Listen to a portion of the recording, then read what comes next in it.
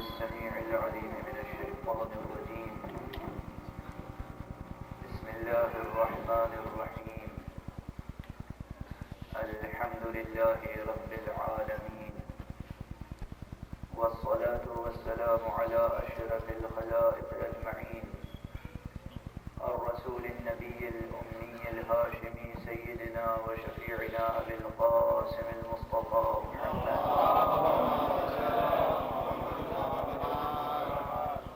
وعلى أهل بيته الطيبين الطاهرين الهداة المهديين المعصومين المظلومين، واللعنة الدائمة على أعداء الدين أجمعين. أما بعد، فقد قال الله تعالى عز اسمه في محكم كتابه ومتقن خطابه: بسم الله الرحمن الرحيم. خذ العفو وأمر بالعرف وأعرض عن الجاهلين. صلوات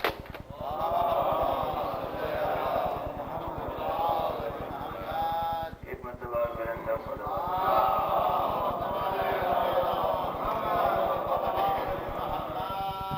پھر التماس کروں گا کہ جو حضرات ممبر سے دور ہیں وہ اگر ممبر سے قریب آ جائیں تو بہتر ہے. قریب تشریف ہیں، جو حضرات دور ہیں وہ قریب آ جائیں. آگے آ جائیے، آگے آ جائیے آپ لوگ سب.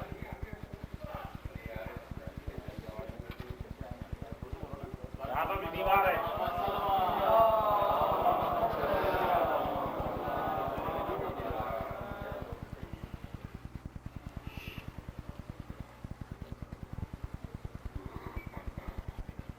گزارش کیا جا چکا کہ میرا موضوع سخن اور عنوان بحث علم الاخلاق ہے. اخلاق الہی اور اہل بیت نبوی.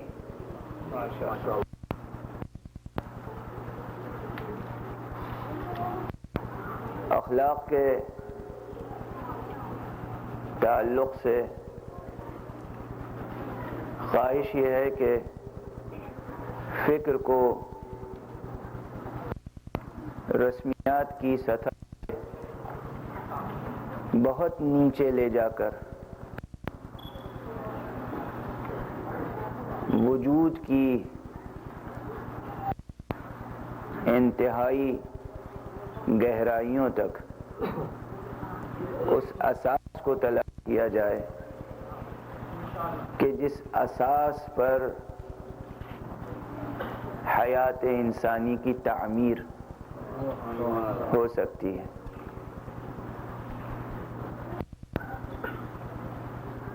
اور سفر دو جانبہ ہونا چاہیے. گہرائی بھی اتنی ہی طے کرنی ہے جتنی بلندی طے کرنی ہے. اور یہ دونوں چیزیں آپ جانتے ہیں کہ اضافی ہیں، ریلیٹیو ہیں. اگر کسی ایک سمت کا سفر بھی سلامتی سے گزر گیا تو گویا دوسرے سمت میں آپ خود فتح یاب ہو جائیں گے. حقیقتیں ریلیٹیو ہیں، نسبی ہیں، اضافی ہیں. کل میں نے عرض کیا تھا کہ کسی بھی بحث کو آگے بڑھانے سے قبل ضروری ہے کہ اس بحث کے حدود اربعہ کا اندازہ ہو جائے، یعنی اس کی تعریف کا اندازہ ہو جائے کہ ہم کس موضوع پر گفتگو کر رہے ہیں، کیا چیز ہے ہمارے پیش نظر، کیا ہدف ہے، کیا مقصد ہے، کیا منزل ہے، کہاں تک پہنچنا ہے. اور یہ کوئی غیر فطری یا غیر عقلی یا کوئی نئی اور انوکھی روش نہیں ہے، بلکہ یہ سادہ فطری اصول ہے. آپ کوئی قدم اٹھانے سے پہلے، کوئی بھی قدم اٹھنے سے پہلے، اٹھانے کی بات تو ان دونوں میں بھی فرق ہے. قدم اٹھانا اور قدم کا بے ساختہ اٹھ جانا، ان دونوں میں فرق ہے. آپ کو معلوم ہے کہ اس جسم انسانی میں بھی کچھ اختیاری عمل ہوتے ہیں، غیر اختیاری عمل ہوتے ہیں. تو ہمارے ننھے بچے بھی جانتے ہیں کہ کچھ اختیاری عمل ہوتے ہیں، کچھ غیر اختیاری عمل ہوتے ہیں. اختیاری یہ ہے کہ سامنے کوئی چیز ہے جس کو ہم چاہتے ہیں کہ لے لیں، اٹھا لیں، اس چیز کی خواہش ہے، اس خواہش کے تحت، اس چیز کا شوق ہے، اس شوق کے تحت طبیعت میں تحریک پیدا ہوئی، نفس میں حرکت پیدا ہوئی، اس نفس کی تحریک نے جسم کو متحرک کیا اور ہاتھ اٹھا کر ہم نے اس چیز کو اٹھا لیا. یہ ہاتھ ہم نے اٹھایا ارادتاً. اور کبھی یہ ہوا کہ نہیں، اچانک کوئی حملہ آور ہو گیا، کوئی انسان نہ صحیح، کوئی حیوان صحیح، کوئی درندہ نہ صحیح، کوئی پرندہ صحیح، کوئی بڑا پرندہ نہ صحیح، کوئی معمولی سا جرثومہ صحیح، اور اس نے جیسے ہی ہم پر حملہ کیا ویسے ہی بے اختیار ہاتھ اٹھا. یہ جو بے اختیار ہاتھ اٹھا، اسے جدید علم الحیاتیات میں یہ افعال کی تقسیم کی جاتی ہے، حرکات کی تقسیم کی جاتی ہے. لیکن وہ جو بے اختیار اٹھا وہ بھی اتنی سرعت سے بے اختیاری کے ساتھ اٹھنے کے باوجود اٹھنے سے پہلے طے کر چکا تھا کہ کیوں اٹھ رہا ہے.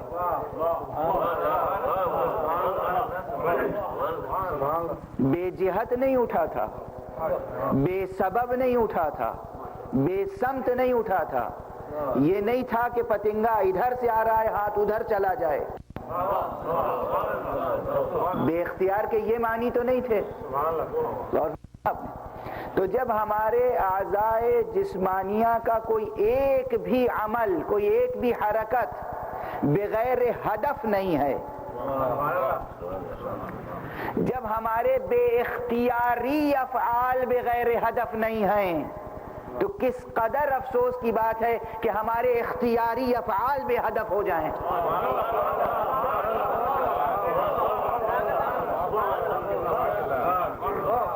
کس قدر افسوس کی بات ہے. یہ زیان وجود نہیں ہے، یہ ضیاء حیات نہیں ہے. حیات کو ضائع کرنا ہے، توانائی کو ضائع کرنا ہے. یہ بے اختیاری عمل تو ایک ہدف رکھتا ہے، ایک سمت کا تعین ہے، اور جو اختیاری عمل ہے ہمارا وہ بے سمت ہو جائے، بے ہدف ہو جائے، یہ ممکن نہیں ہے. تو معین ہو جانی چاہیے وہ سمت کہ جس سمت میں ہماری فکر کو آگے بڑھنا ہے. اس تعین کے لیے تعریف کی ضرورت ہوتی ہے، اور یہ تعریف جو ہے، یعنی اکثر یہ لفظ ہماری زبان پر آتا ہے اور آپ حضرات گھبرا جاتے ہیں، پریشان ہو جاتے ہیں کہ منطقی تعریف یا بہت ہی ڈیفینیٹیو ڈیفینیشن، جسے لاجیکل ڈیفینیشن کہنا چاہیے، کہ کوئی چیز بالکل واضح طور پہ سامنے آ جائے کہ یہ کیا ہے. اس سلسلے میں ایک خاص بحث یہ ہے کہ جو چیزیں ہماری تخلیق کردہ ہیں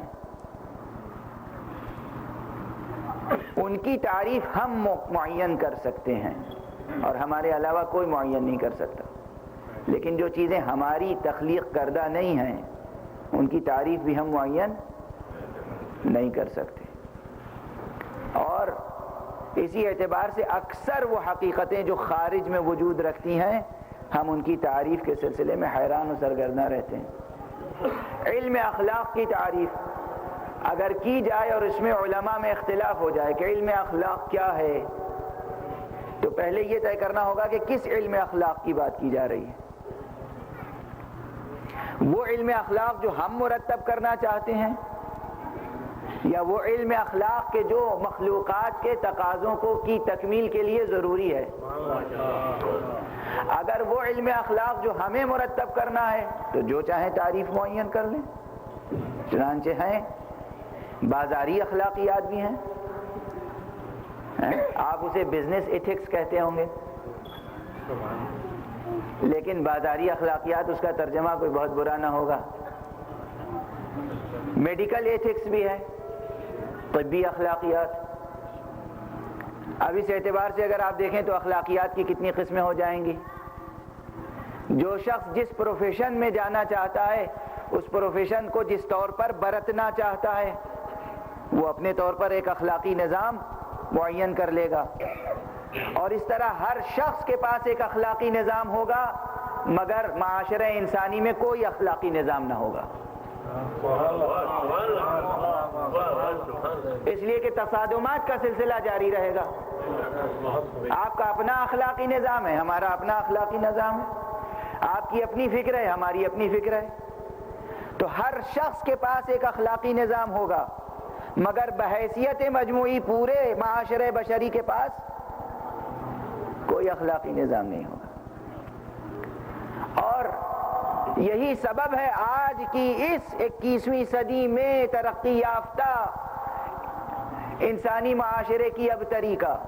یہی سبب ہے.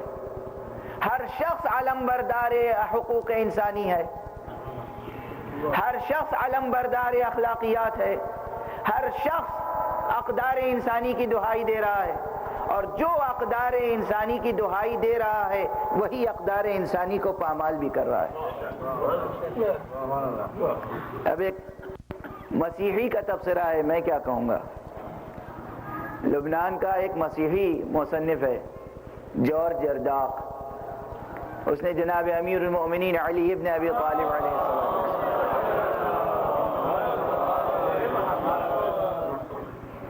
کی کتاب نہج البلاغہ کا مطالعہ کیا، آپ کی سیرت کا مطالعہ کیا، سوانح کا مطالعہ کیا، اور 5 جلدوں میں ایک یادگار تصنیف دنیا کے سامنے پیش کی جس کا نام ہے ندائے عدالت انسانی، صوت العدالت الانسانیہ.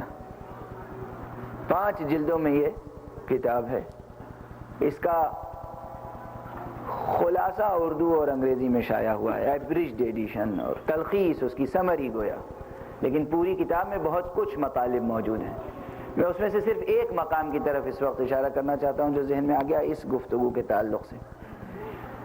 جب یہ یونائٹڈ نیشنز کی طرف سے ہیومن رائٹس کا ایک مفصل بیان شائع ہوا تو اس نے اس پہ تبصرہ کیا کہ اس حقوق انسانی اور اقدار انسانی کے مضمون کو دیکھ کر علی کی عظمت کا کلمہ پڑھنے کا دل چاہتا ہے، اس لیے کہ یہ نکات، یہ مطالب آج 20ویں صدی میں ہمارے سامنے آئے ہیں، اور یہی مطالب بلکہ اس سے کہیں زیادہ مکمل تر مطالب آج سے 1400 برس پہلے علی ابن ابی طالب نے پیش کیے دنیا کے سامنے.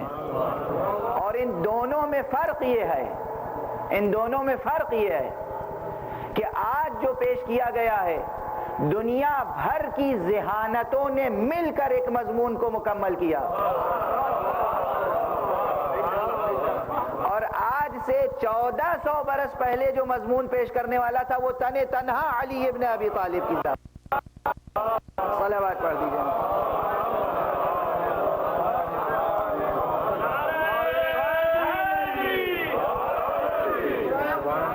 امیر المومنین علی ابن ابی طالب علیہ الصلوۃ والسلام، بلند تر صلوات.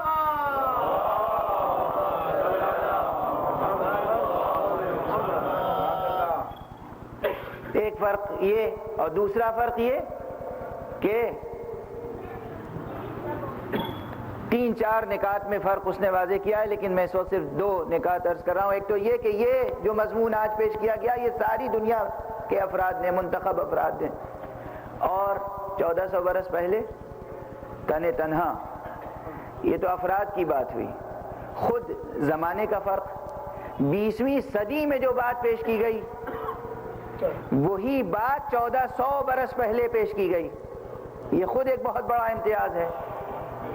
اور جبکہ اس بات کے اوپر بھی نظر رہے کہ 20ویں صدی میں جو بات پیش کی گئی، نقش اول کو ہمیشہ نقش ناتمام کہا جاتا ہے. نقش ثانی نقش اول سے بہتر ہونا چاہیے، نقش آخر نقش اول سے بہتر ہونا چاہیے، مگر ہم یہ دیکھ رہے ہیں کہ نقش اول ایسا مکمل ہے کہ یہ 20ویں صدی میں جو پیش کیا جا رہا ہے یہ بالکل بے رنگ نقش معلوم ہوتا ہے، انتہائی نامکمل معلوم ہوتا ہے. یعنی بہت سے وہ نکات جو اس مضمون میں موجود ہیں جو امیر المومنین علی ابن ابی طالب علیہ السلام نے پیش کیے، وہ نکات یہاں آئے ہی نہیں، گویا وہ لفظیں سمجھی ہی نہ جا سکیں، وہ مطالب ذہنوں میں راسخ ہی نہ ہو سکے. اور تیسری جہت، تیسرا فرق جو بہت اہم ہے کہ آج جو لوگ حقوق انسانی کی بات کر رہے ہیں یہ خود حقوق انسانی کی بات کرتے ہیں اور خود ہی پامال کر دیتے ہیں.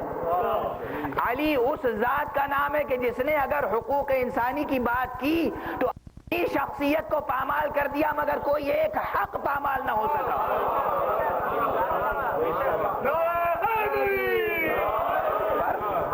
بہت بڑا فرق ہے، غیر معمولی فرق ہے، غیر معمولی فرق. بہرحال تو بات تو صرف یہ تھی، ایک چھوٹا سا جملہ کہ آج عالم بشری میں اگر کوئی اخلاقی نظام ہوتا اور کوئی واقعی سیاسی نظام ہوتا تو پھر یہ ابتری نہ ہوتی جو ادھر ادھر ہر طرف دیکھنے کو مل رہی ہے.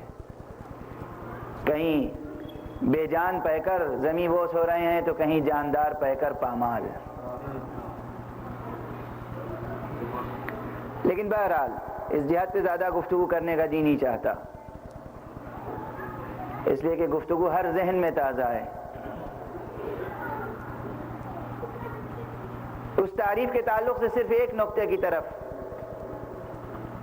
دیکھیے، گفتگو کی روانی میں رکاوٹ جو آتی ہے، کل میں عرض کر چکا ہوں کہ کبھی کبھی جذبات پر کس قدر صبر و ضبط کے بند باندھنے پڑتے ہیں. بے اختیار کوئی بات سامنے آئے اور پھر آپ چاہیں کہ اس کو نہ کہیں،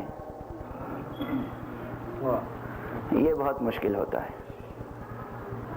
کل بھی ایسی ہی کیفیت طاری ہوئی تھی ممبر پہ اور آج بھی ایسی ہی کیفیت طاری ہو گئی. لیکن بہرحال اسی لیے میں زیادہ تر جذباتی گفتگو کو فکری اور عقلی گفتگو کی طرف موڑنے کی کوشش کرتا ہوں. تو تعریف میں جو علم الاخلاق کی تعریف ہے جو تمام فلاسفہ نے کی، اس میں ایک چیز کی قید رکھی اور یہ قید کبھی نظر انداز نہیں ہونی چاہیے، اور وہ قید یہ ہے کہ علم الاخلاق کا موضوع وہ امور اور وہ افعال ہیں کہ جو انسان کے ارادے اور اختیار سے تعلق رکھتے ہیں. یہ کل گزارش کر چکا، اس میں ارادے اور اختیار کی شرط بہت اہم ہے، کبھی بھی اسے نظر انداز نہیں کیا جا سکتا. جب تک ارادہ و اختیار انسانی کو بنیادی اور مرکزی حیثیت نہیں دی جائے گی اس وقت تک کسی اخلاقی نظام کا تصور نہیں ہو سکتا، ہو ہی نہیں سکتا. اس لیے کہ ماحول کے جبر سے کسی عمل کا انجام دینا یہ انسان کا عمل ہی نہیں کہلائے گا. خود انسان پہلے یہ طے کرے کہ میں کچھ کر سکتا ہوں. عمل آپ کا اسی وقت آپ کا عمل کہلائے گا جب آپ اپنے اختیار سے کریں. بہت سادہ سی بات ہے. بے اختیار کوئی بات آپ سے سرزد ہو جائے، صادر ہو جائے تو وہ آپ کا عمل ہی نہیں کہلائے گا. اب دیکھیے، یہ نہ سمجھیے گا کہ کسی خاص فقہی مکتب پر اعتراض ہے، ہر شخص کا اپنا نظام ہے. لیکن ہمارے ہاں ایک مسئلہ ہے، معاشرے کا مبتلا بے مسئلہ ہے. خواب تو سبھی دیکھتے ہیں. فرض کیجئے کہ خواب میں کوئی بلند آواز سے سوتے میں کسی کے ساتھ صیغہ عقد پڑھ لے، ہو جائے گا؟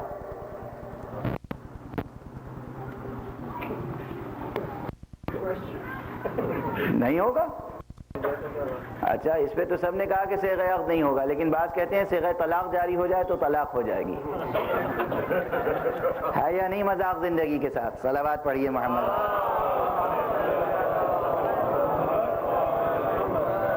ہے نا زندگی کے ساتھ بھی مذاق اور شریعت کے ساتھ بھی مذاق.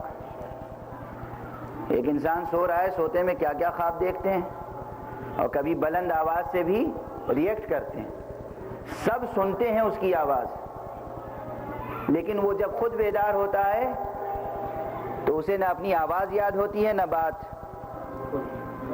غور فرمایا آپ نے؟ اس لیے کہ اس نے اپنے اختیار سے وہ بات نہیں کہی۔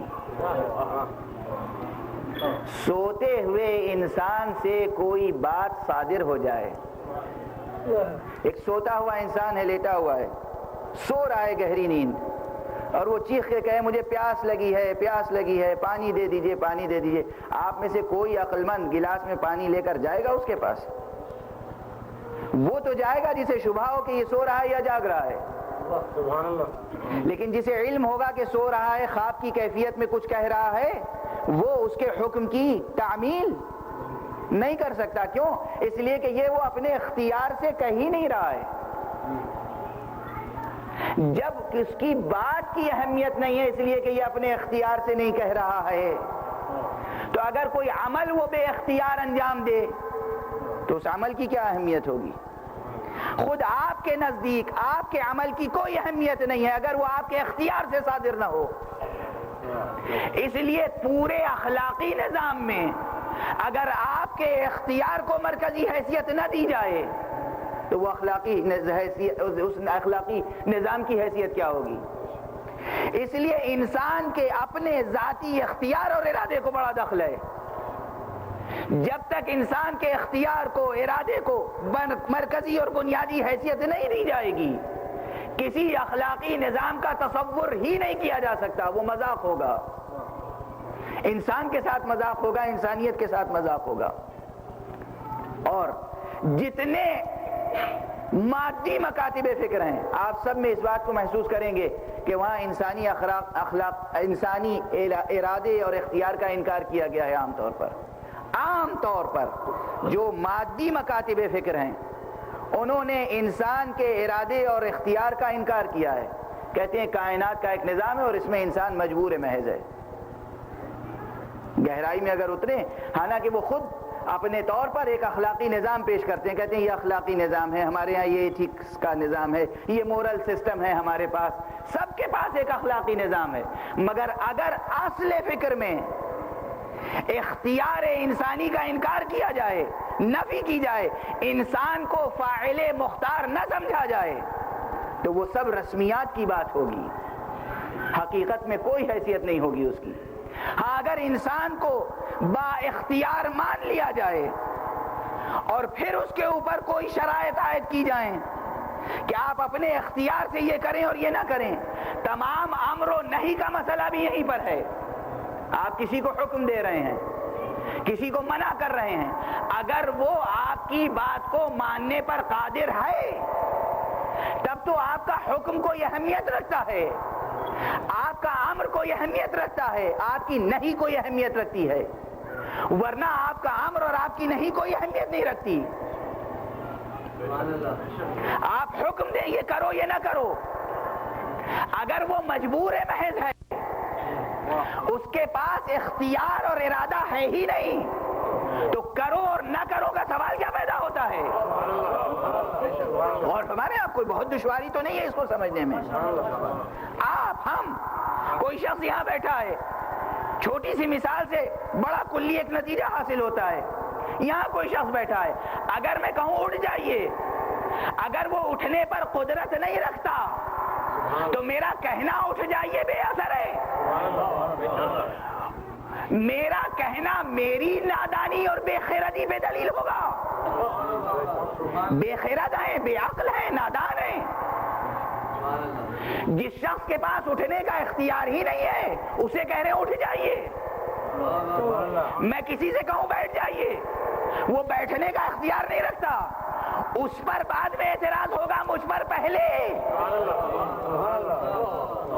کہ آپ بے خرد ہیں، بے عقل ہیں۔ آپ ایک ایسے شخص کو بیٹھنے کا حکم دے رہے ہیں جو بیٹھ نہیں سکتا، تو معلوم ہوا کہ امر اور نہیں، کرو اور نہ کرو، اس کا اطلاق ہو ہی نہیں سکتا جب تک کہ جس پر یہ حکم نافذ ہو رہا ہے اس کے اختیار کو تسلیم نہ کر لیا جائے۔ اور ہمارے یہاں تو جہاں نظام شریعت کی بات ہے، واجبات محرمات، پروردگار عالم انسان کو حکم دے رہا ہے نماز پڑھو، روزہ رکھو، حج کرو، زکوٰۃ دو، اس کے معنی یہ ہے کہ پروردگار انسان کے اختیار کو تسلیم کر رہا ہے۔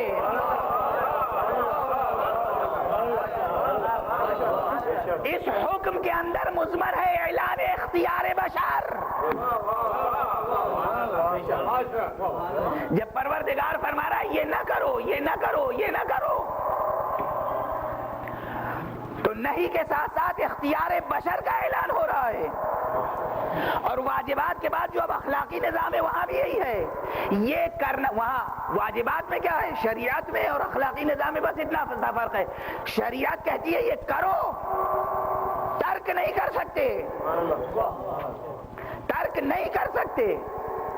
اور اخلاقیات کی زبان یہ ہوتی ہے کہ یہ کرنا آپ کے لیے مناسب ہے، یہ نہ کرنا آپ کے لیے مناسب ہے، یہ نہ کرنا آپ کے لیے نامناسب ہوگا، یہ کرنا آپ کے لیے مناسب ہوگا۔ وہاں مشورے کی زبان ہے، وہاں حکم کی زبان میں بس اتنا سا فرق ہے، حکم مولائی ہے وہاں پر، شریعت میں حکم مولائی ہے، امر مولوی ہے، مولا کا امر ہے، حکم ہے، سرتابی نہیں کر سکتے۔ اور علم اخلاق میں کیا ہے، آپ کو مشورہ دیا جا رہا ہے یہ کیجئے، یہ نہ کیجئے، یہ آپ کو کرنا چاہیے، یہ نہیں کرنا چاہیے، دونوں جگہ اختیار محفوظ ہے۔ جبر و اختیار کا مسئلہ ہے بہت پیچیدہ، لیکن اس کو ذرا سا آپ کی فکر کے سامنے لطافت کے ساتھ پیش کرنے کے لیے میں دو شعروں کا سہارا لوں گا۔ اور ایک شعر ایسا ہے کہ جو ایک ایسے شاعر کا ہے کہ جسے فلسفی شاعر نہیں سمجھا جاتا، جسے مفکر شاعر نہیں سمجھا جاتا، جسے زبان کا شاعر سمجھا جاتا ہے۔ زبان کا شاعر حضرت شیخ امام بخش ناسخ لکھنوی بدنام ہے زبان کی شاعری کے لیے، مگر دنیا بھر کے فلسفی شاعروں نے جو کچھ بھی جبر و اختیار کے مسئلے پر کہا ہے وہ سب ایک طرف، اور اس زبان کے شاعر نے دو مصروں میں جو بات کہی ہے وہ ایک طرف، پورا فلسفہ جبر و اختیار سمیٹ کے رکھ دیا، اور ساتھ میں جو شاعرانہ تقاضے ہوتے ہیں اسے بھی پورا کیا، جو لطف زبان ہے وہ بھی باقی رہا۔ کہتے ہیں چلا عدم سے میں جبرن تو بول اٹھی تقدیر۔ دیکھیے چلا میں اختیار ہے،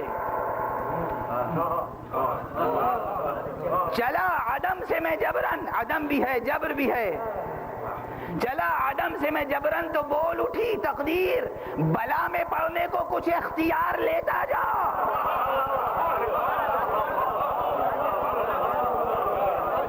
مکمل ترین شعر ہے اپنے موضوع پر، کیوں؟ ذرا ٹھہر کے اپنی زبان کا جائزہ لیتے جائیے۔ بلا کسے کہتے ہیں؟ آپ سمجھتے ہیں بلا مصیبت کا نام ہے؟ بلا مصیبت کا نام ہے؟ بلا مصیبت کا نام نہیں ہے، بلا آزمائش کا نام ہے۔ بلا کہتے ہیں عربی میں آزمائش کو۔ جناب ابراہیم کے واقعے میں قرآن مجید میں آیا بلاء مبین، بلاء مبین یعنی کھلا ہوا امتحان، کھلی ہوئی آزمائش۔ غور فرمایا آپ نے؟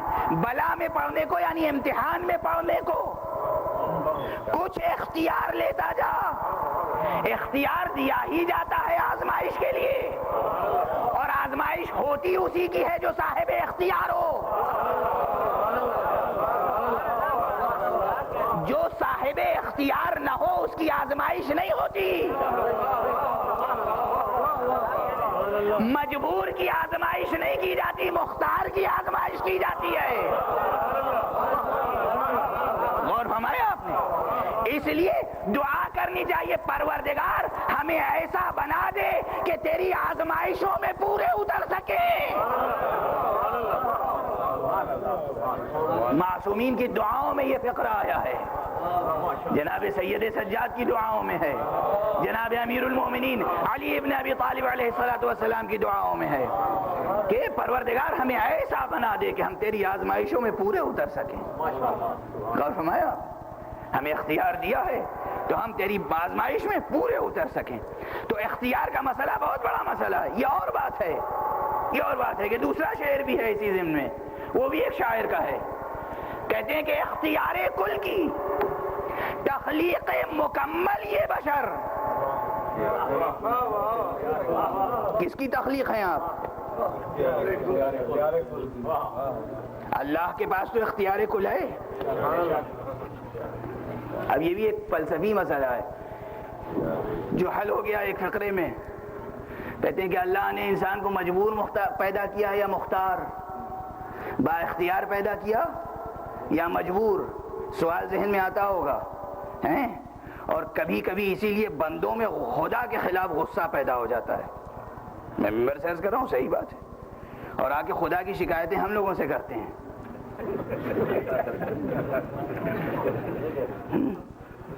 کہتے ہیں کہ مدت ہو گئی، دعا کرتے کرتے زبان گھس گئی، دعا نہیں قبول ہوئی.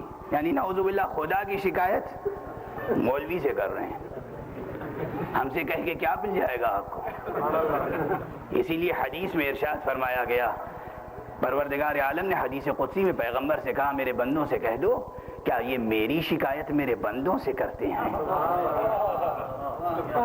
بہرحال اس موضوع کو اس وقت نہیں اٹھانا ہے، لیکن پھر بھی ہوتا ہے کبھی کبھی. میں اتنی عبادت کر رہا ہوں، اتنی نمازیں پڑھ رہا ہوں، اتنی خیرات دے رہا ہوں، اتنی تدبیر سے کام لے رہا ہوں، میں بالکل معصوم ہوں، پاک دامن ہوں، پھر بھی مصیبتیں ہیں، امتحانات ہیں، آزمائشیں ہیں. کیا ہے؟ کیا مصیبت آ گئی ہے؟ خدا نے کیوں پیدا کیا ہمیں؟ ہم ہی رہ گئے تھے امتحان کے لیے. جو کچھ بھی ہوتا ہے خدا کے خلاف بندے کے اندر غصہ پیدا ہوتا ہے اور وہ اپنے کو مجبور سمجھتا ہے.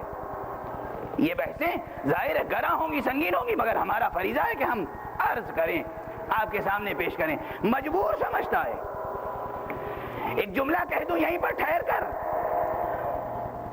فضائل و مصائب سننے کا شوق رکھتے ہیں آپ؟ چھوٹی چھوٹی مشکلات پر خدا اور اس کے نظام کے خلاف شاکی نظر آتے ہیں. چھوٹی چھوٹی مشکلات پر ملازمت نہیں ملی یا ملی تو وہ نہیں ملی جو ہم چاہتے تھے. رزق مل رہا ہے مگر اتنا کشادہ نہیں ہے جتنا ہم چاہتے ہیں. چھوٹی چھوٹی بات اس پر خدا کے خلاف لب کشائی ہوتی ہے. آپ اندازہ کیجئے ان ذوات مقدسہ کا جو ٹھوکر مار دے تو زمین سے چشمے ابل پڑے، اشارہ کر دے تو پہاڑ ریزہ ریزہ ہو جائے، اشارہ کر دے تو دریا اپنا رخ بدل دے، اور ان کے اوپر دنیا کی کوئی مصیبت نہ تھی جو نہ ٹوٹی ہو، اور پھر بھی سوائے شکر خدا کے شکایت کا کلمہ زبان پر نہیں آیا. صلوات پڑھیں محمد و آل محمد.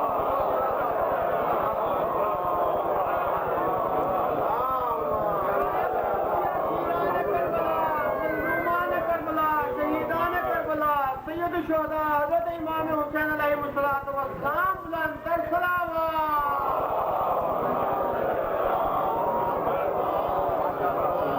نعرہ تکبیر، نعرہ رسالت، نعرہ حیدری، نعرہ صلوات.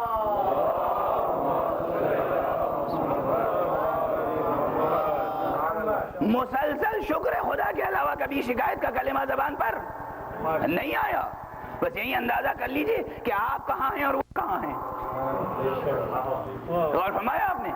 آپ کہاں ہیں اور وہ کہاں ہیں. اور یہ جملہ بھی یاد رکھیے گا، دنیا کے تمام عرفاء اور فلاسفہ، تمام اہل دل اور اہل فکر یہ کہتے ہیں کہ خدا کی کنہ حقیقت ہم سمجھ نہیں سکتے.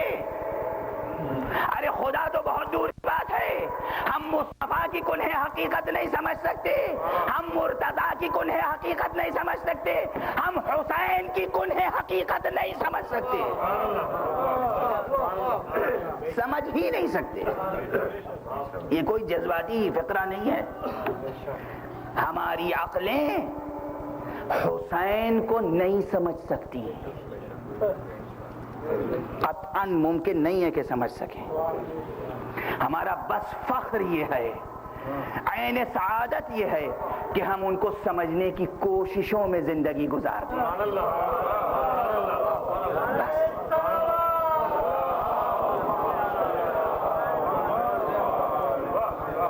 اس سے زیادہ کچھ نہیں. کوئی خطیب، کوئی ادیب، کوئی عالم، کوئی عارف، کوئی فلسفی، کوئی مفکر، کوئی حکیم، کوئی شاعر یہ سمجھ لے کہ ہم انہیں سمجھ سکتے ہیں اور سمجھا سکتے ہیں. نہ سمجھ سکتے ہیں نہ سمجھا سکتے ہیں. نہ سمجھ سکتے ہیں نہ سمجھا سکتے ہیں. یہ نہ شرک ہے نہ توحید کے خلاف کوئی بات. یہ شرک نہیں ہے، کفر نہیں ہے. اللہ نے ایسے بندے بنا دیے ہیں کہ جن کو نہیں سمجھا جا سکتا تو اللہ کو کیا سمجھ سکیں گے. بہرحال گفتگو یہ تھی کہ ہم مجبور ہیں یا مختار. اللہ کے خلاف ہمیشہ کہتے ہیں اللہ نے ہمیں مجبور بنا رکھا ہے. اللہ نے دنیا ایسی بنائی، کائنات ایسی بنائی، زندگی ایسی بنائی، نظام ایسا بنایا کہ ہم مجبور ہیں اس نظام میں.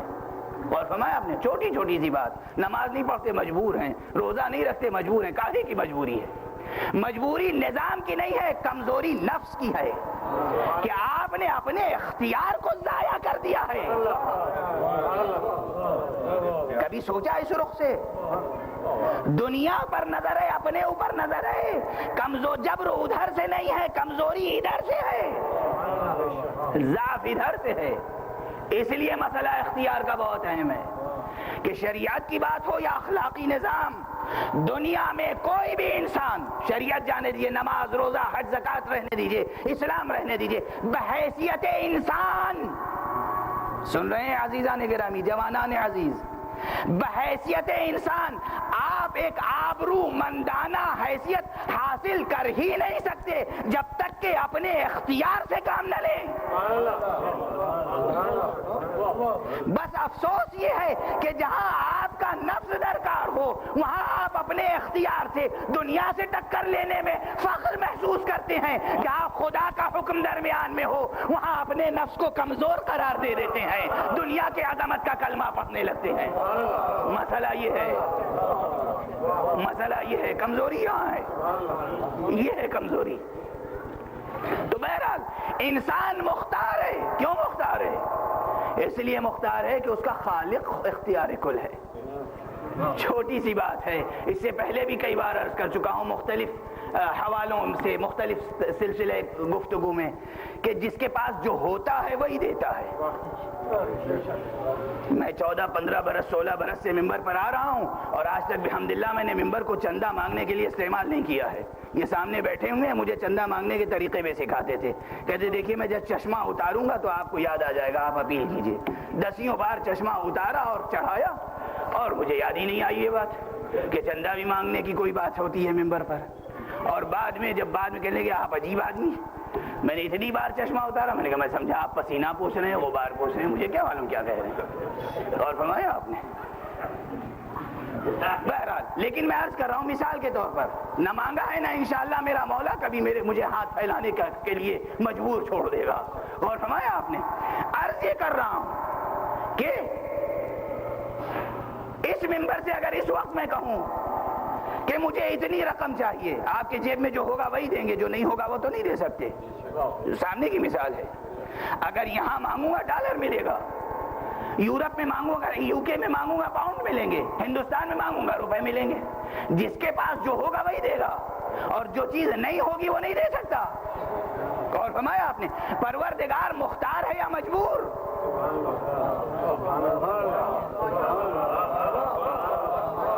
اللہ کے پاس اختیار ہے، اللہ کے پاس فقر نہیں ہے، مجبوری نہیں ہے. جب وہ مختار ہے تو جو چیز پیدا کرے گا اس میں بھی اختیار کا جوہر ہوگا.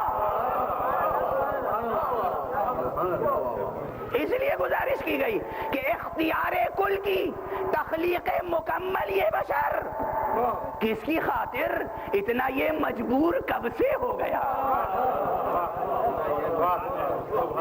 بہت بڑا سوال ہے یہ، کس کی خاطر؟ یہ معمولی سوال نہیں ہے. جب آپ کہتے ہیں کہ ہم مجبور ہیں، کس کی خاطر مجبور ہیں؟ کون آپ کو مجبور کرنے والا ہے دنیا میں؟ غور فرما رہے ہیں آپ کا نفس. یہی نفس آپ کی سب سے بڑی قوت ہے، یہی نفس آپ کی سب سے بڑی کمزوری ہے.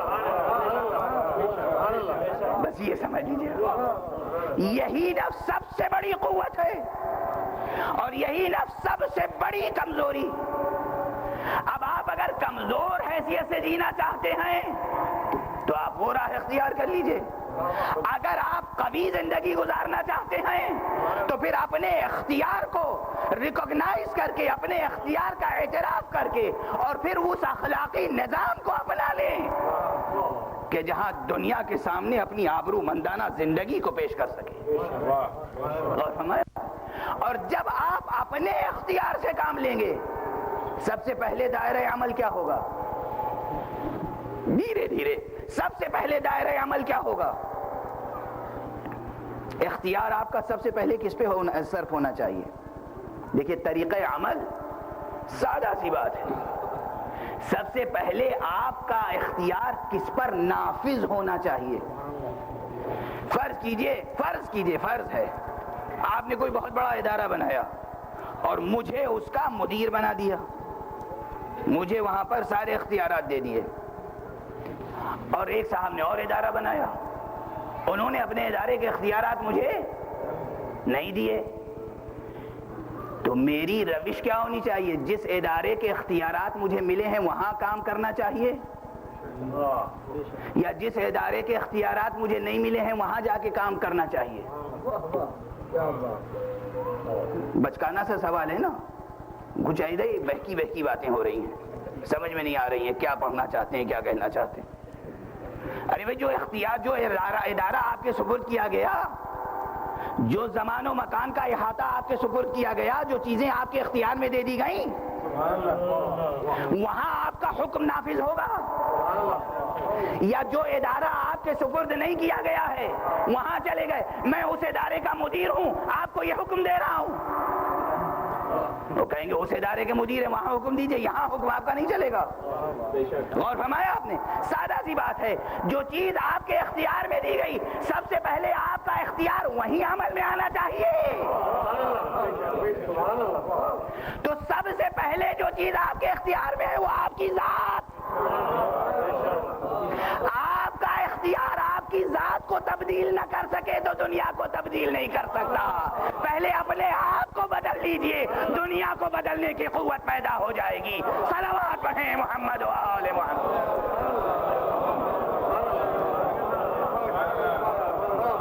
اپنے آپ کو بدلنے کی کوشش کیجئے نا، اختیار ہمارا، نفس ہمارا، معلوم ہوا اپنا اختیار اپنے نفس میں نہیں ہو رہا ہے، یہ کون سی قوت ہے؟ دوسرے کے لیے احکامات ہیں۔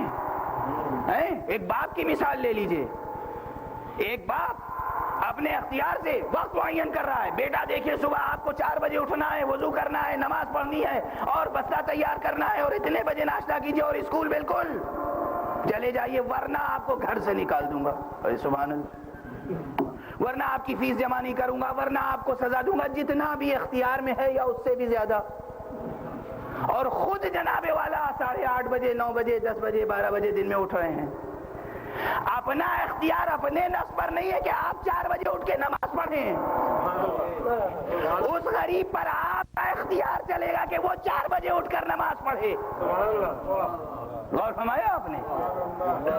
اب اس پہ تھوڑی واہ واہ ہوگی مجھے معلوم ہے، سوال ہی نہیں پیدا ہوتا، لیکن بات اختیار ہی کی ہے، بات صرف اختیار کی۔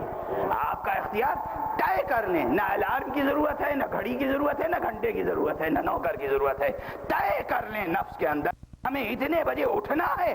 آپ اٹھ کر خود محسوس کریں گے کہ کوئی قوت تھی جس نے کر دیا۔ تجربہ کیجئے، اپنے نفس میں تجربہ کیجئے، آپ طے کر لیں کہ ہمیں یہ کرنا ہے، وہ کام آپ کر لیں گے۔ اپنے نفس پر پہلے تجربہ کیجئے، اور وہی دنیا میں سرفراز ہوتا ہے، وہی مادہ کائنات میں تصرف کر سکتا ہے جو اپنے نفس پر تصرف کر چکا ہو۔ جتنا اپنے نفس پر اختیار بڑھتا چلا جائے گا، کل مولا کائنات علی ابن ابی طالب علیہ السلام کا ایک شعر میں نے آپ کے سامنے گزارش کیا تھا کہ مولا نے فرمایا تزعم انک جرم صغیر وفیک انطوى العالم الاکبر، تم اپنے کو چھوٹا سا جرثومہ سمجھتے ہو، تمہارے اندر عالم اکبر پوشیدہ ہے۔ اس شعر پر غور کیجئے، تم اپنے کو ایک حقیر وجود سمجھتے ہو، تمہارے اندر عالم اکبر پوشیدہ ہے۔ اب اگر اگر اس حقیر وجود پر آپ کا اختیار نافذ ہو گیا تو پورے عالم اکبر پر آپ کا اختیار نافذ ہو سکتا ہے. صلوات پڑھیں محمد و آل محمد.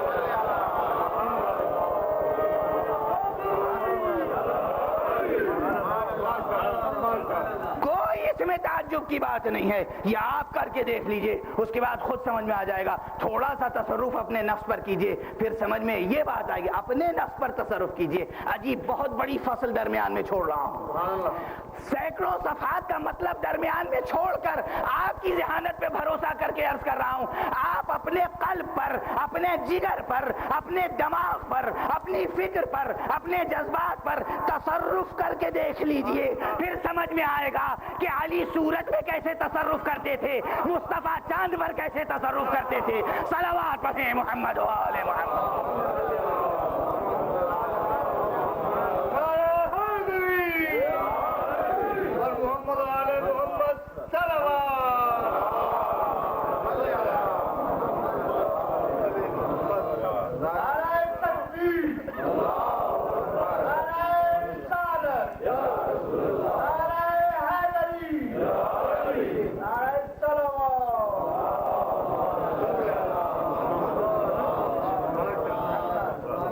حقیقت ہے. یہ معجزات آپ کی سمجھ میں آتے ہیں, معجزات ہیں, انوکھی بات ہے, نہیں ہو سکتی, وقوع میں نہیں آ سکتی. کیسے وقوع میں نہیں آ سکتی, کیسے وقوع میں نہیں آ سکتی؟ ہماری فکر اس منزل تک پہنچی نہیں ہے. آج سے 100 برس پہلے یہ بات سمجھ میں نہیں آتی تھی کہ میڈیکل سائنس اتنی ترقی کر لے گی کہ مرد عورت بن جائے گا اپنے اختیار سے, عورت مرد بن جائے گی اپنے اختیار سے. سمجھ میں آ رہی ہے بات؟ نہیں سمجھ میں آتی تھی. جب یہ بات سمجھ میں نہیں آتی تھی اور آج سمجھ میں آنے لگی کہ اپنے اختیار سے ڈاکٹر کے پاس جا کر مرد عورت بن سکتا ہے, عورت مرد بن سکتی ہے. اگر آج یہ بات سمجھ میں آ رہی ہے تو 100, 200, 500 برس اور گزر جانے دیجئے. یہ بھی سمجھ میں آئے گا کہ جب آپ اپنے اختیار سے تبدیلی کرا سکتے ہیں تو جو کوئی ولی اللہ ہو وہ اپنے اختیار سے بھی لفظوں کو بدل دے تو جنس میں تبدیلی ہو سکتی ہے. یہ کوئی انہونی بات نہیں ہے. کتابوں میں جو روایتیں ہیں وہ صحیح ہیں. حسن ابن علی نے لہجہ بدل دیا. بھرے مجمع میں کسی نے مولا علی پہ اعتراض کیا, کسی نے مولا حسن پہ اعتراض کیا, اور بھرے مجمع میں, مردوں کے مجمع میں صرف لفظیں بدل دی. کیا لفظیں بدل دی؟ کہا بھرے مجمع میں کیا بیٹھی ہوئی ہو؟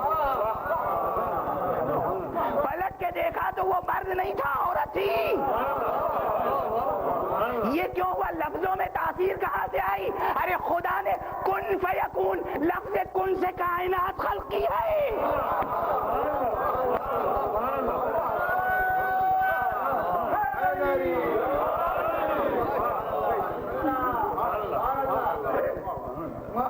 میں جان بوجھ کے یہ روایتیں پڑھ رہا ہوں, جیسے کہ مجھے معلوم ہے بعض حضرات آگے مذاق اڑاتے ہیں ہمارے سامنے. یہاں کی بات, نیو یارک کی بات نہیں کر رہا ہوں, کسی اور شہر اور کسی اور ملک کی بات کر رہا ہوں. کیا آپ یہ سب پڑھ دیتے ہیں؟ اس زمانے میں عقل کی باتیں پڑھا کیجیے.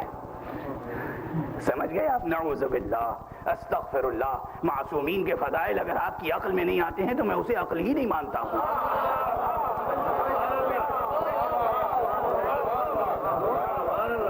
وہ عقل ہی نہیں ہے, وہ کچھ اور ہے. عقل نہیں ہے وہ. کسی نے مولائے کائنات کے سامنے آ کے کسی کی تعریف کی تھی, آقا بہت عقل مند ہے. فرمایا وہ عقل نہیں ہے, تلک النکرہ تلک الشیطنہ, اسے شیطنت کہا جاتا ہے, عقل نہیں کہا جاتا. وہ عقل نہیں ہے, یہ مولائے کائنات کا جملہ ہے. یہ بحثیں آئیں گی. بہرحال آج خلاصہ گفتگو صرف اتنا ہے کہ علم اخلاق ہو, زندگی سے متعلق کوئی اور علم ہو, یا شریعت پہ عمل اور علم کی بات ہو, سب میں آپ کا اختیار بنیادی چیز ہے. آپ اپنے اختیار کو, اپنی خودی کو, اپنی ذات کو, اپنے نفس کی قوت کو پہلے محفوظ کر لیں, اسے دریافت کر لیں, ڈسکور کر لیں, محفوظ کر لیں, اس کے بعد قدم آگے بڑھائیں. ممکن ہی نہیں ہے کہ آپ آگے بڑھ سکیں ایک قدم بھی اگر آپ نے اپنے نفس کو نہیں پہچانا, اپنے اختیار کو دریافت نہیں کیا. یہ بات کل ہوگی کہ جب یہ نفس کو دریافت کر لیں گے اور آپ اپنے اختیار کو دریافت کر لیں گے تو پھر بات کس طرح آگے بڑھے گی. اخلاقیات کی بحثیں اور فصلیں اور ابواب کس طرح منقسم ہوں گے, کیا بات آگے بڑھے گی, بنیادی باتیں, بنیادی صفات, بنیادی کیریکٹرسٹکس, بنیادی خصائل کیا ہیں, کیسے پیدا ہوتے ہیں, ان میں تبدیلی کیسے آتی ہے. انشاءاللہ آئندہ گفتگو میں یہ سب باتیں کی جائیں گی. لیکن آج گفتگو کو سمیٹتے ہوئے صرف اتنا عرض کر رہا ہوں کہ اختیار بنیادی چیز ہے. آپ کا اختیار بنیادی چیز ہے. جب آپ اپنے اختیار کو دریافت کر لیں گے, اپنی ذات پر تصرف قائم کر لیں گے, تو پھر اولیاء اللہ کے اختیار کو, ان کے تصرف کو سمجھنا آسان ہو جائے گا. پھر کوئی شک نہیں کرے گا کہ ہاں مصطفیٰ اشارہ کر دیں تو چاند 2 ٹکڑے ہو سکتا ہے. ایک صاحب نے سائنس کا مطالعہ تو یوں ہی ہے ان کا بھی سرسری سا, جتنا میرا ہے شاید اتنا بھی نہیں ہے, لیکن بہرحال دانشوروں کی فہرست میں نام ہے. 2 4 6 کتابیں چھپ چکی ہیں اور ان کے سامنے, اور ماشاءاللہ علمائی لباس میں ہیں, علماء میں شمار ہوتے ہیں. اور جب مجھ سے گفتگو ہوئی, کہا کہ آپ بھی اس دور میں 21ویں صدی میں شق القمر کی باتیں کیا کرتے ہیں. رسول اللہ نے اشارہ فرما دیا چاند 2 ٹکڑے ہو گیا. ارے کیسے ممکن ہے, کچھ سوچئے تو صحیح. چاند اگر 2 ٹکڑے ہو جائے تو کائنات نابود ہو جائے گی, قیامت آ جائے گی. اس لیے کہ یہ سلسلہ وہ سلسلہ, یہ قوت وہ قوت, ساری قوتوں کو انہوں نے فزکس کی مجھے سمجھانے کی کوشش کی, جو خود بھی سمجھے ہوئے نہیں ہیں. یہ میں کسی طنز کی بنیاد پہ نہیں کہہ رہا ہوں, اس لیے کہ بنیادی طور پہ سائنٹسٹ نہیں ہیں. وہ لوگ بہت خطرناک ہوتے ہیں جو پوری سائنس نہ جانتے ہوں اور سائنس سمجھانے کی کوشش کریں.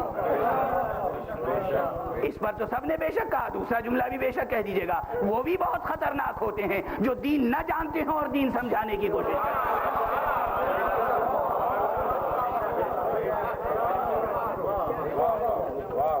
دونوں کی یکساں صورتحال ہے. آپ دین نہیں جانتے, دین سمجھانے کی کوشش کریں گے, خطرناک بات ہوگی. آپ سائنس نہیں جانتے ہیں, سائنس سمجھانے کی بات کریں گے, خطرناک بات ہوگی. بہرحال ادھر ادھر سے تھوڑا سا سائنسی مطالعہ کر لیا, ٹرانسلیشن در ٹرانسلیشن در ٹرانسلیشن, ترجمہ در ترجمہ در ترجمہ.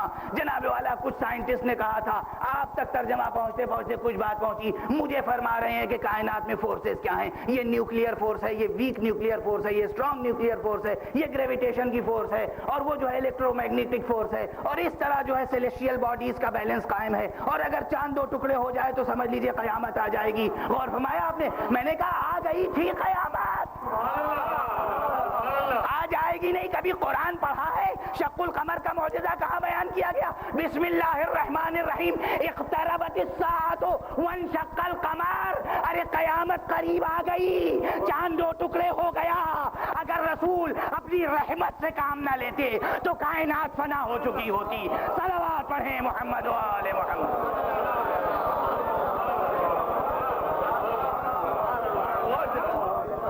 پڑھیے قرآن جا کر, جو آپ اعتراض کر رہے ہیں اس کا جواب دیا جا چکا ہے. اقتربت الساعہ. اب یہ عجیب و غریب تفسیر اور ترجمے ہیں, ساری تفسیروں اور ترجموں کو یہاں پہ چیلنج کر رہا ہے یہ طالب علم, اور وہ یہ کہ جا کر دیکھ لیے اقتربت الساعۃ, ملی ہوئی آیتیں ہیں. بسم اللہ الرحمن الرحیم, اقتربت الساعۃ وانشق القمر. ظاہری ترجمہ یہ ہے قیامت قریب آ گئی, نزدیک آ گئی, چاند 2 ٹکڑے ہو گیا, آ گئی 2 ٹکڑے ہو گیا. دونوں ماضی کے صیغے, دونوں پاسٹ ٹینس کی بات. اور ترجمہ کرنے والے کہتے ہیں پہلا جملہ آنے والی قیامت کے بارے میں ہے, دوسرا جملہ گزشتہ معجزے کے بارے میں ہے. کیسے منسجم ہو سکتی ہے بات؟ اور ہمارے یہاں پہلا جملہ, 2 جملے ساتھ ساتھ قرآن میں ہیں. کہتے ہیں پہلا جملہ اقتربت الساعہ, قیامت کے بارے میں جو آئے گی, اور دوسرا جملہ اس معجزے کے بارے میں ہے جو ہو چکا. ظاہر فکر انسانی مطمئن نہیں ہوگی.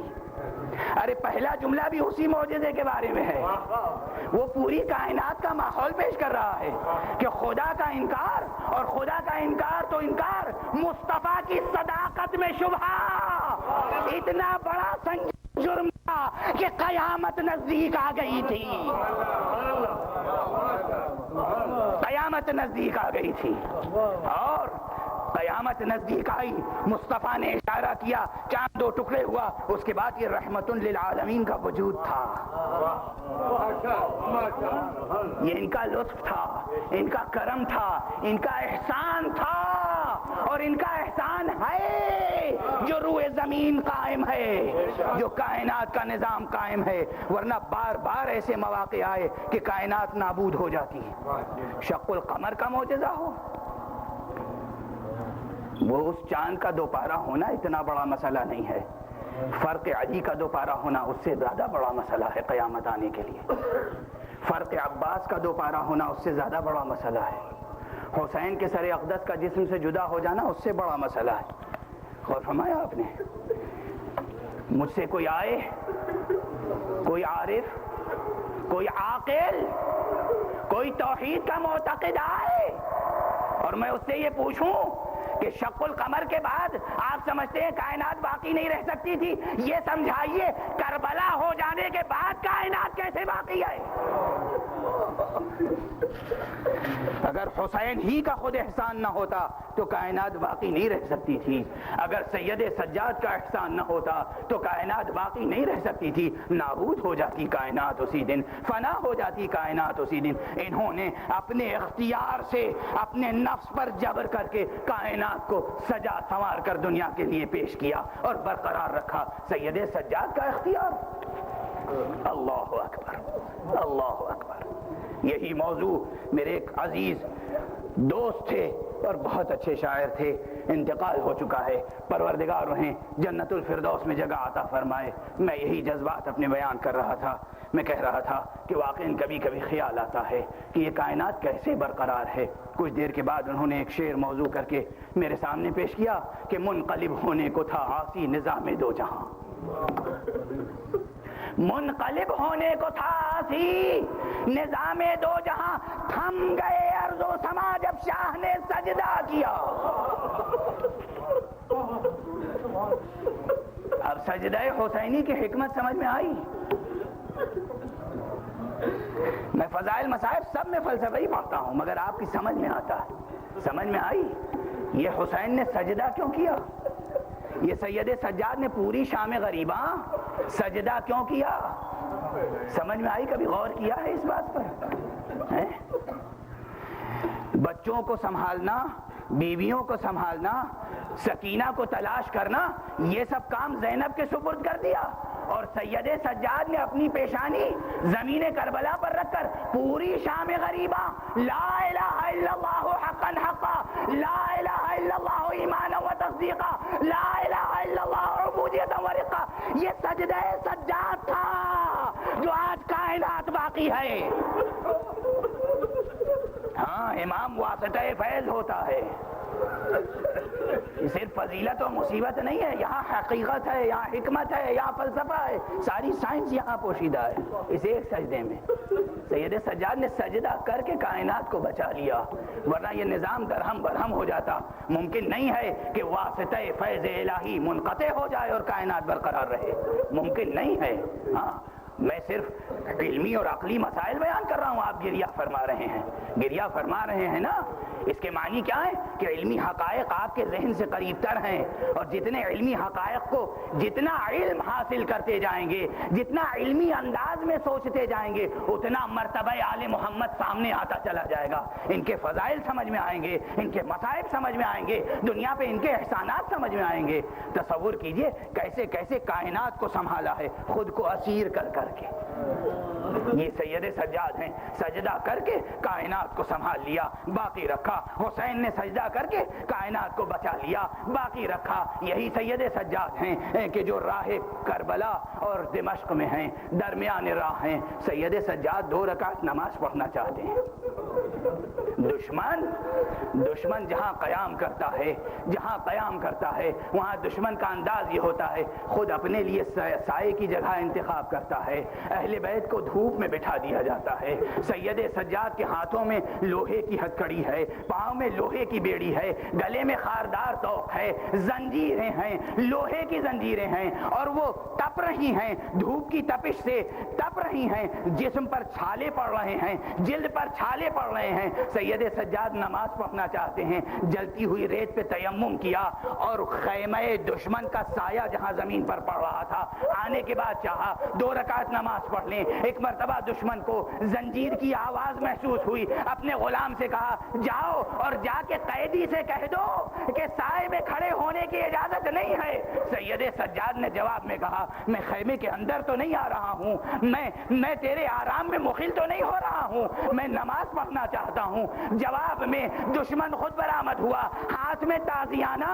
سید سجاد نے دیکھا اور سائے سے دور ہٹے، دھوپ میں آ کر کھڑے ہوئے۔ ایک مرتبہ جناب زینب کبریٰ نے دیکھا، قریب آئیں اور آواز دی بہن ام کلثوم قریب آ جاؤ۔ امی ہوئی اور بیٹے سے کہا بیٹا ابھی پھوپھی زندہ ہے، ابھی دشمن کے سائے کی ضرورت نہیں ہے، ہم حلقہ کر کے کھڑے ہوتے ہیں، ہم تم ہمارے سائے میں نماز ادا کر لو۔ اللہ اکبر، انا للہ و انا الیہ راجعون، رضا بقضائہ و تسلیما لامرہ۔ پروردگار ہمیں علوم قرآن اور معارف اہل بیت سے آشنا فرما۔ معبود ہمیں فضائل و مصائب کے مقامات کا ادراک عطا فرما۔ معبود ہماری قوم کو تہذیب و اخلاق آل محمد کے سانچے میں ڈھال دے۔ پروردگار ہمارے سلطان زماں کو اذن ظہور عطا فرما کہ ہم ان کے ہم رکاب دشمنان دین اور دشمنان انسانیت اور دشمنان اہل بیت سے جنگ اور جہاد کر سکیں۔ ماتم حسین۔